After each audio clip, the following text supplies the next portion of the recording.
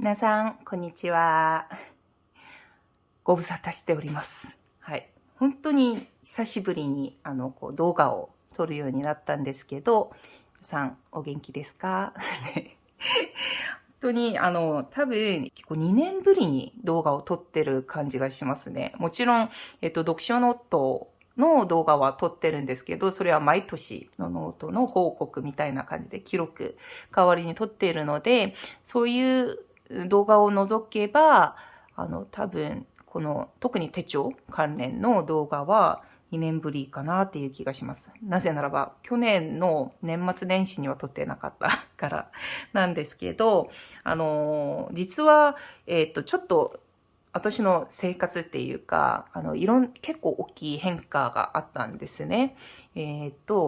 もうご存知の方もいらっしゃるかもしれないんですけど、私は韓国人なんですよ。で、それで日本で生活をしていて、今10年経って11年目になったんですね。で、ちょうど10年経って、それで韓国に帰るか、日本にずっとまた暮らすかっていうところの選択の時期だったわけなんですね。で、それで、いいきっかけで、いい機会があって、日本に定着するようになったんです。それで、職場も変えて、1200キロぐらいの距離の離れてるところに引っ越してきたわけなんですよ。なんで、4月からここで勤めるようになってて、環境が結構ガラッと変わったんですけど、本当に天気も変わって、気候も変わって、生活のリズムも変わって、そうやって職場ももちろん変わっているし、この地域に私も本当に職場でもう転勤してきてるから、知り合いも当然いなくって、環境も変わっているからいろんな準備もバタバタしないといけなかったんで、結構忙しかったんですね。だから6ヶ月ぐらいは本当にどういう感じで過ごしてきたのかわかんないぐらいに、バーッと早く過ぎてきたと思うんですけど、なんとなく、今も忙しいっちゃ忙しいんですけど、でもちょっと落ち着いてきたのかなっていう気がしてて、それで、これ以上動画撮らなかったら本当にまずいなと思って、急いで撮ってるのもあるんですけど、やっぱり、いくら私が動画をあんまり撮らなかったりしてても、年末年始の手帳シーズンには、ちょっと動画撮らないといけないなと思って、今回 YouTube アップロードすることにしましたっていうことです。本当ですね、まだ、こんなにアップデートになってないチャンネルにもかかわらず、今でもチャンネル登録してくださる方もいらっしゃるし、コメントをつけてくださる方もいらっしゃるんですよ。で、前には少なくともコメントは少しずつ、返事はしてたんですけど、最近忙しくて全然できなかったんですが、ちょっとずつ確認しながらまた、古い、コメントでも少しずつ答えをしようと思ってます。はい。で、それで今日は、私が、今現状、そして来年まで、使う手帳に関して、まず紹介する動画を撮りたいと思います。ここに3冊の手帳があるんですけど、これが今、現在バリバリ働いてる、その子たちなんです。もちろん、いろんなトラベラースノートもあるし、いろんな別なノートやジャーナル、手帳あるんですけど、今一番使われてるものなのかなと思って持ってきたです。で、3冊全部紹介したいんですが、多分、今でもこんなにいっぱい喋ってるから、多分、ものすごく長くなると思うんですね。なんで、ちょっと分けて、一個ずつ、動画にしててアップロードしたいと思うんですけど、今日はまずメインに使ってるこの子、ロロマクラシックの子を紹介したいと思います。で、ここにある、トラットブラウン。これ HBWA5 の、手帳なんですけど、これとプロッターのナローサイズの子はまた次の動画でちょっと紹介したいと思います。じゃあ、ロロマクラシックなんですけど、これが最近私がメインに使ってる、メイン、母艦手帳なんですね。いわゆる。実は、動画はあんまりアップロードしてなかったんですけど、たまにインスタグラムに、手帳の写真とか載せてるんですよ。もちろんたまになんですが、で、もし最近の私のインスタグラムを見てる方がいらっしゃるとしたら、ロ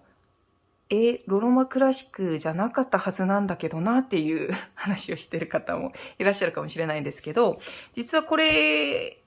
結構最近書いてるんですね。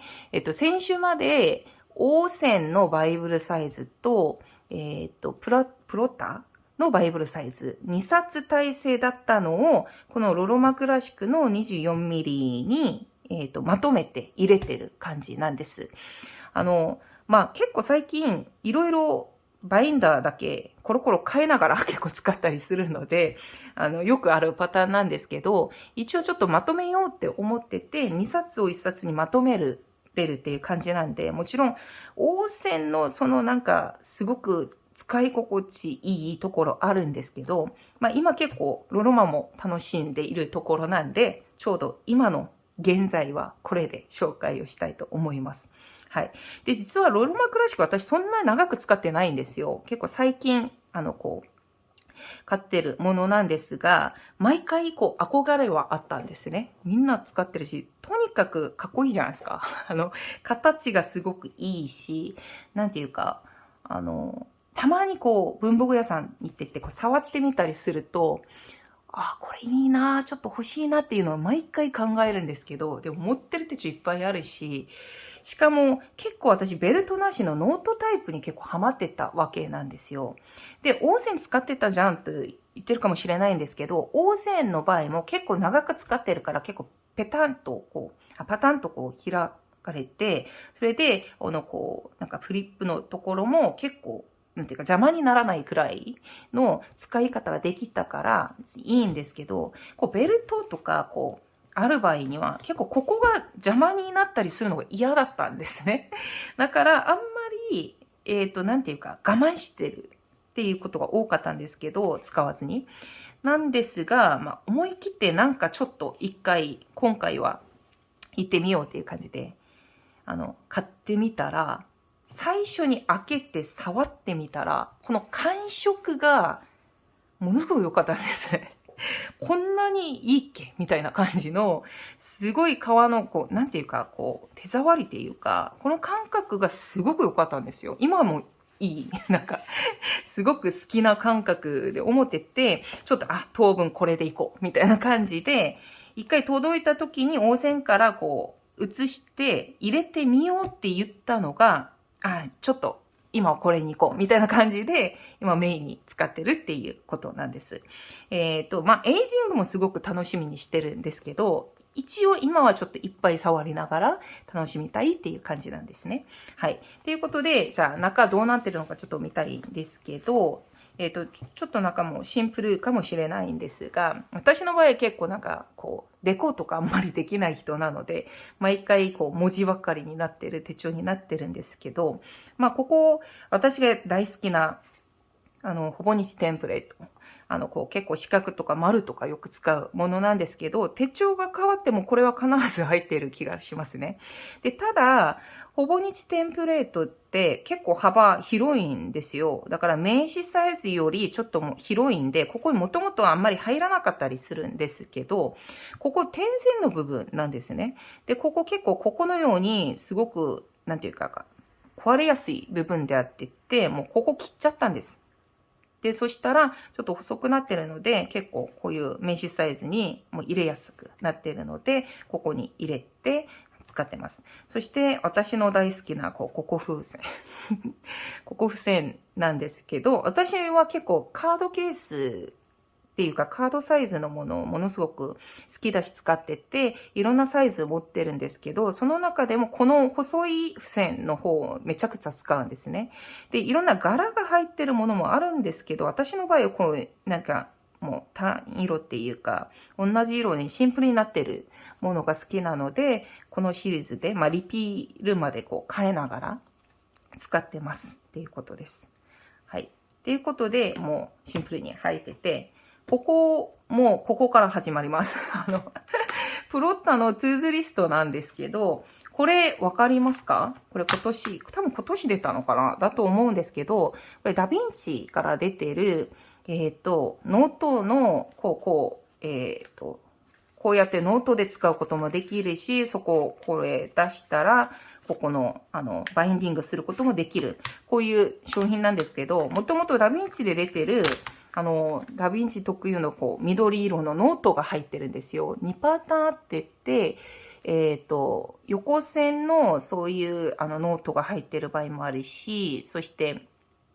マンスリーのバージョン、2つのバージョンがあってて、これと、ミニロックサイズ、2つのバージョン出てるんですけど、これを買って、中のノートを外して、プロッターのこのリフィルパッドを入れました。で、一番使ってるのがトゥードゥリストをいっぱい使ってるので、これを入れてるんですけど、これいろいろ私試してみたんですけど、多分、ここ一番、よく互換性があるのが、あれなんですよ。ハンディピックのサイズぴったり入ります。で、当然、その同じサイズだから、ぴったり入るし、ハンディピックと同じサイズなら全部入るんですね。で、それで、ハンディピック入るんだったら絶対ナローサイズ入るやんと思って、それで、ナローサイズのもの入れてみたら入りました、見事に。で、ただ、多分、ハンディピックとか元の、ノートよりちょっときつく入ります。はい。ちょっときつきつだ入るっちゃ入るんですけど、入るんです。で、まあ、一応入れたら結構安定的に使えるっていうことなんです。で、そして、ここ、プロッタのこのリフィルパッドにすごくいいっていうことを感じてるのは何かとすると、まだ私くっついてるんですが、結構ここ使いすぎるとここ取れちゃうんじゃないですか。ペリペリペリっと。で、これが、こう、カバーがこう取れても、多分ここ入れてるから、安全で使えるっていうことなんですね。なんで、これは本当にプロタのリピールパッドにものすごく向いてるっていうことを強調したいです。はい。で、それぐらいすごく満足して使ってるし、実は私、これ一本だけじゃなくて、横線のノートのプロタのやつも入れてます。トゥードリストが一番多分細いんですよね。で、横線の普通のリピールの厚さも結構全部カバーできるぐらい、全部互換性あります。なんで、皆さんちょっと気になる方いらっしゃったら、ちょっと試してみてくださいっていうことです。はい。で、これでこれを入れて使ってるっていうことなんですけど、わざわざここの厚さを保ってる理由が何かとすると、私、ペンを2つ刺してるんですよ、ここに。結構24ミリリングで、これペン2つ入れるの、しかもラミサファリなんですよ。厚いやつ。の結構きついんですが、でもなんとか入れます。またちょっときついかもしれない条件がないかとすると、私実は、ここのメインに入れてるの、フランクリンプラナーなんですよ。で、フランクリンプラナーって、ここ横幅広いから、こっち結構出っ張ってくるわけなんですね。なんで、ちょっと元々の、ここ、ダヴィンチのやつ使ってるんですけど、元々のバイブルサイズのペンホルダーを入れると、ここ引っかかるんですよね。だから全部このプランクリンプランナーのものを入れると、ここは使えないんですよ。で、ただ、こっちバイブルサイズとかナローサイズ入れているから、ここ余裕がちょっとあってって、これが使えるっていうことなんですね。なんで2つ刺してるんですけど、じゃあだとするとこれどうやって入れてるやんという感じなんですけど、私これ使ってないんですよ。もともとここについてる、ロロマクラシックについてるものをちょっと試したんですけど、なんか、なんていうか、もう結構可動式だからめちゃくちゃ出てくるんですけど、入るっちゃ入るけど、ちょっと不安定な感じがしてて、揺れるのがあんまり好きじゃないんで、だから私結構プロッターのやつすごく好きなんですよ。で、全部こうカバーしてくれるから、っていうことなんで、でもサイズないじゃないですか。普通バイブルサイズか、そしてまあミニロックかなんかもう低サイズじゃないとペンホルダーないんですけど、ちょっと横幅が広いから、でもフランクリンプランナーってこれないんですよね。多分正式的にこういうペンホルダーみたいなもの出てないから、ちょっと悩んでって、それで結局プロタのやつで作っちゃいましたっていうことです。これですね。見たら多分皆さん気づいたと思うんですけど、A5 サイズのプロタの、ペンホルダーをもう切って、この、広さに合わせて切って、もう穴開けて入れてます。ものすごく快適なんですよ。はい。最近あんまりこういうのを気にしないようになったので、まあサイズに合わせても切っちゃって入れたら、使いやすいって思ってて、すごく満足しながら使ってます。っていうおかげで、2つのペンホルダーを入れて、ちゃんとこう閉めて使うことができるっていうことですね。で、最近結構、ラミサパリそんなに愛用してなかったんですけど、意外と最近すごくハマってて、よく使ってます。もともとは結構 UEF とかものすごく細いものを手帳によく使ってたんですけど、ちょっとちょっと太い軸でもいいかなっていう感じで、最近はこちらをメインに使ってますっていうことですね。っていうことと、次に結構、メモリストのシークリット、なんだったっけ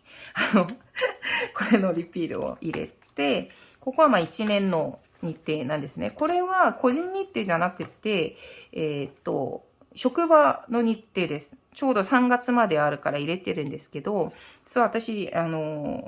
仕事が、大学の教員なんですよ。なんで、だいたい4月、そして10月学期が始まって、9月と3月に終わるんですね。だから、私の生活のとか仕事のタームが6ヶ月ぐらいにちょっと結構区切りがあるっていう感じなんですけど、ちょうどこれ、去年買って使ってたやつなんですけど、3月までになってくれてるので、ちゃんと日程入れて使ってます。学校の場合1年の、学士日程みたいなものがもう出てくるので、そこをちゃんと入れて、管理しているところなんです。で、それでプロタのもの。プロジェクトマネージャーを入れてるんですけど、これはバイブルサイズであってて、これナローサイズなんです。で、ナローサイズ、ここにもこう入れてるんじゃないですか。トゥードゥリストを私ものすごく愛用してて、あちこちで使ってるんですけど、さっきちらっと見せた持ち歩く手帳の一つがこれなんですよ。プロタのナローサイズ。最近ナロサイズものすごいハマってるので、なんですけど、ナロサイズ入れてるから、ここ結構いろんな、ここに入れて、必要な時に書いて、そこに入れるっていう感じで使ってます。で、ここも、ナロサイズ入ってるんですけど、これは、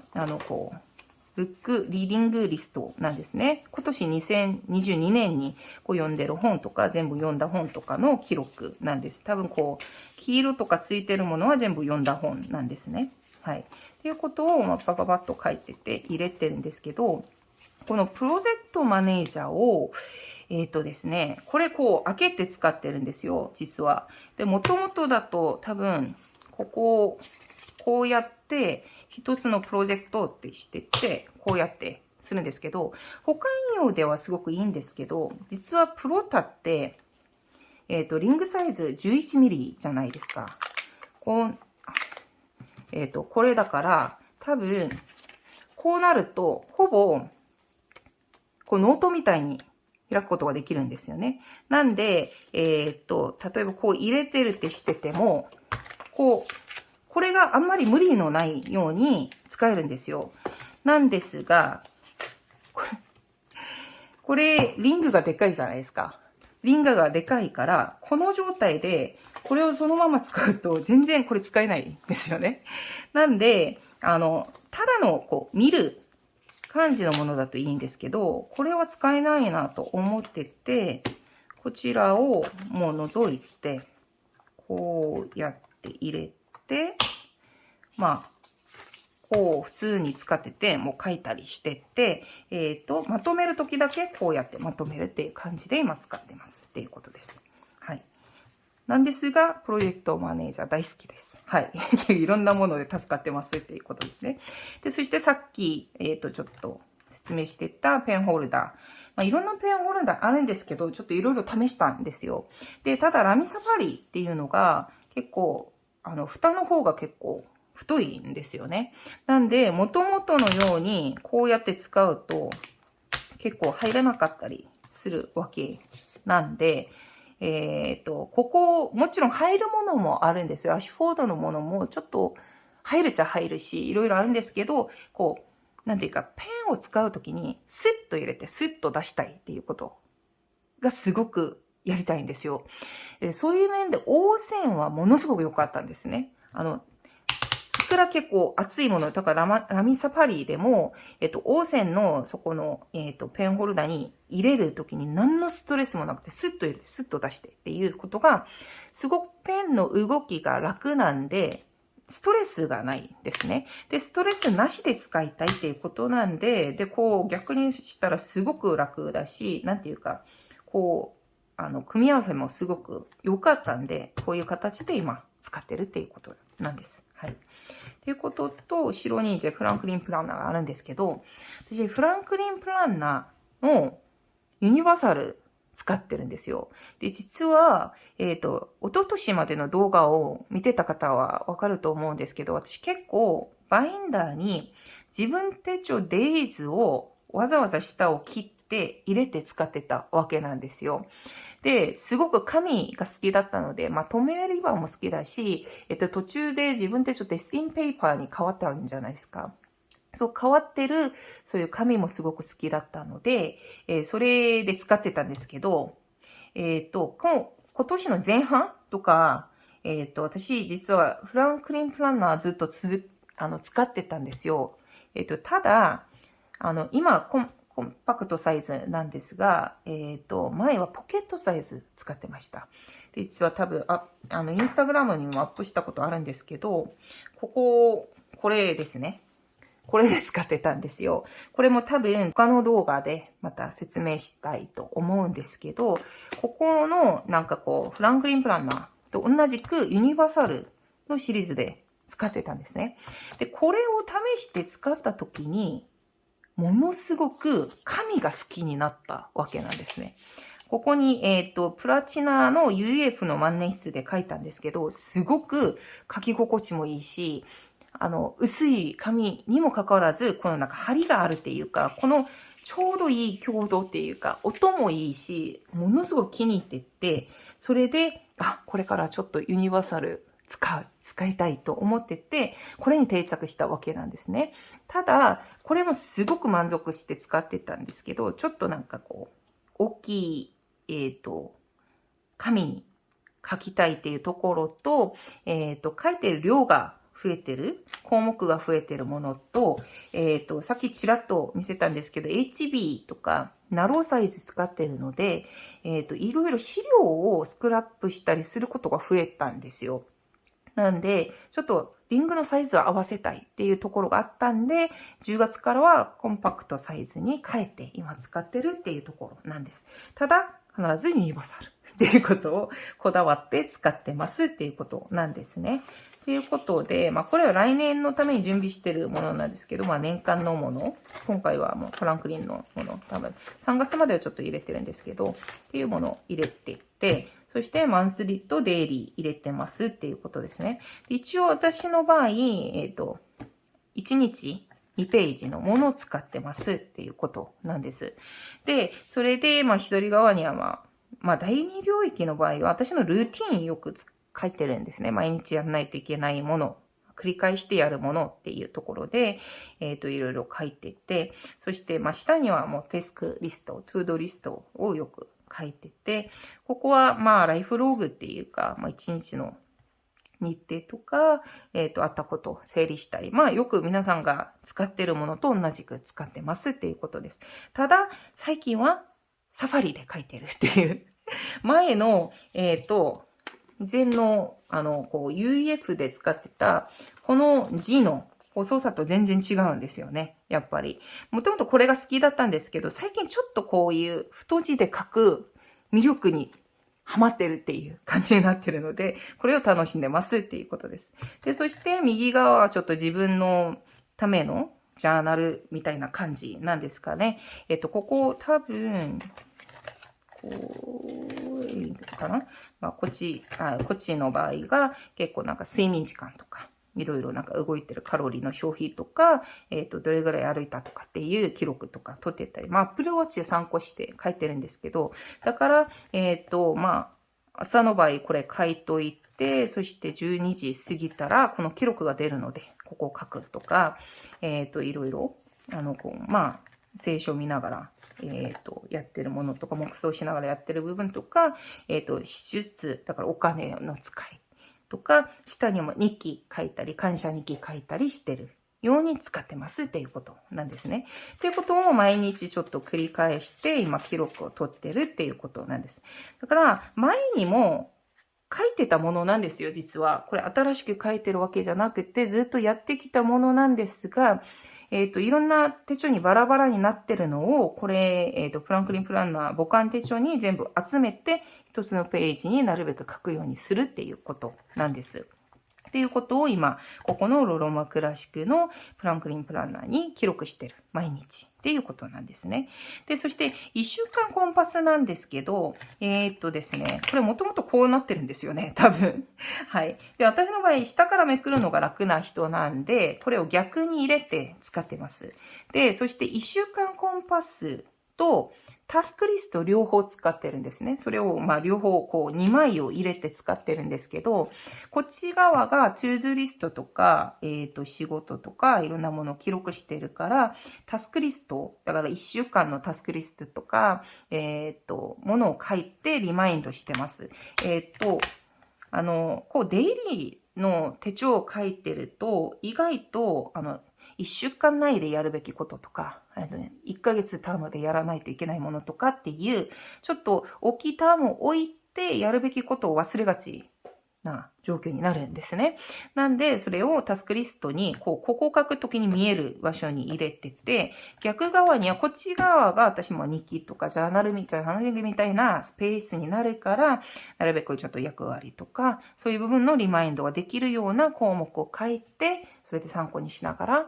書くっていう感じにしてます。っていうことで、今結構なんかいい感じで使ってるんですね。はい。っていうことで、これを、2週間じゃない、2ヶ月ぐらいを入れてます。ですね、リングが大きいのもあるんですけど、ユニバーサルの紙って薄いんですよ。普通より、オリジナルより薄いから、結構多い量を入れることができるっていうことなんですね。マンスリーの場合は、これ今10月から3月まで入れてます。だから、後期、10月の学期始まって、3月終わる時までのマンスリーは全部入れてます。日程とか結構決まってるものとか、授業とかが結構決まってるので、入れてるっていう感じです。で、ただ、フランクリン・プレナーの、マンスリーってすごく厚くて丈夫な紙じゃないですか。すごくいい紙なんですよ。で、そしてインデックスがこういうシールの処理までできてて、ちゃんと丈夫になってるんですね。だから結構長持ちできる感じなんですが、見たらわかるように私全部切っちゃったんですよ。これすごくいいと思うんですけど、やっぱりペンホルダーもあるし、横幅広いのに、ロロマに入れてるじゃないですか。で、普通より横幅が広いから、こっち邪魔になるケースが結構あって、もう切っちゃって、それで、上にもインデックスをつけちゃったんですね。これは、このインデックスは結構好きなんですけど、トラベラーズノートの毎年出てるスティッカー、シールのセットがあるんですよ。ちょっと値段はするんですが、これは毎回買ってるわけじゃなくて、前に買ったものの中で残ってる分があったんで、そこから、取って、マンスリーにつけてるっていう感じなんです。あれ結構、インデックス好きなので、よく使ってるんですね。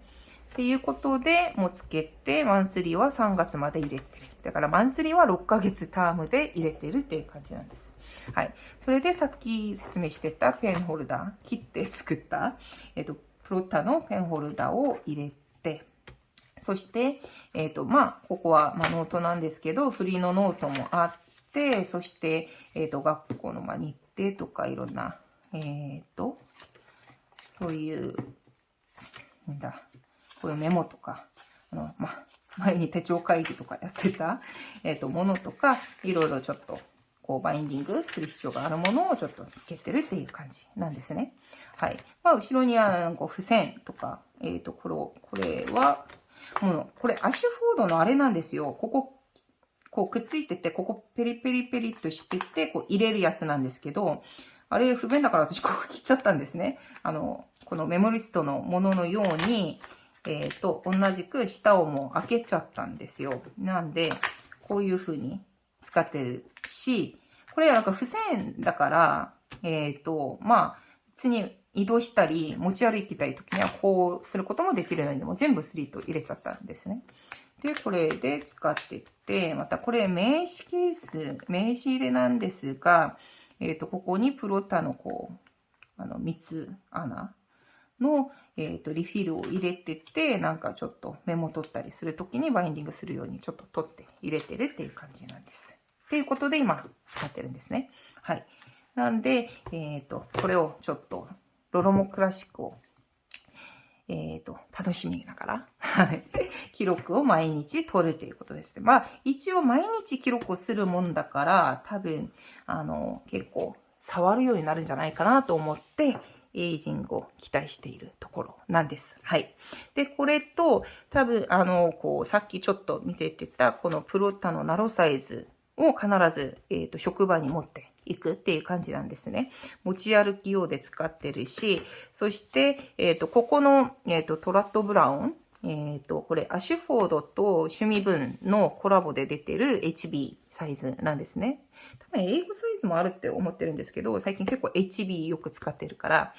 これで全部、リングサイズを合わせて使ってる感じなんですが、これ3セットが多分一番持ち歩いてるっていうか、毎日触ってる、そういう手帳なんです。なんで、この件に関しては、そして、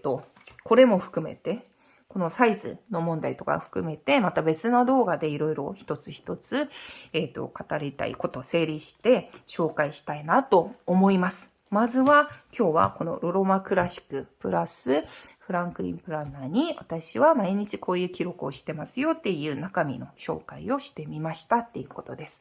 はい。もう久しぶりなのに、また相変わらずものすごく長い動画になってしまったんですけど、長い時間、我慢して最後まで聞いてくださってありがとうございます。ですね、まあ、これからもなんかこう、毎週動画アップしますとか、そういうことは自信満々には言えないんですけど、でも少なくともこの手帳の話とか、文房具の話は少しずつ、なるべく動画載せるようにしますので、今後ともよろしくお願いします。まあ今日はこの話をしたんですけど、さっき言ったように別の手帳の話とか、また文房具の話で、また次の動画アップしますので、また次の動画を楽しみにお待ちしてください。今日もありがとうございました。久しぶりに皆さんに会えてよかったです。じゃあ今日はここまでにします。バイバーイ。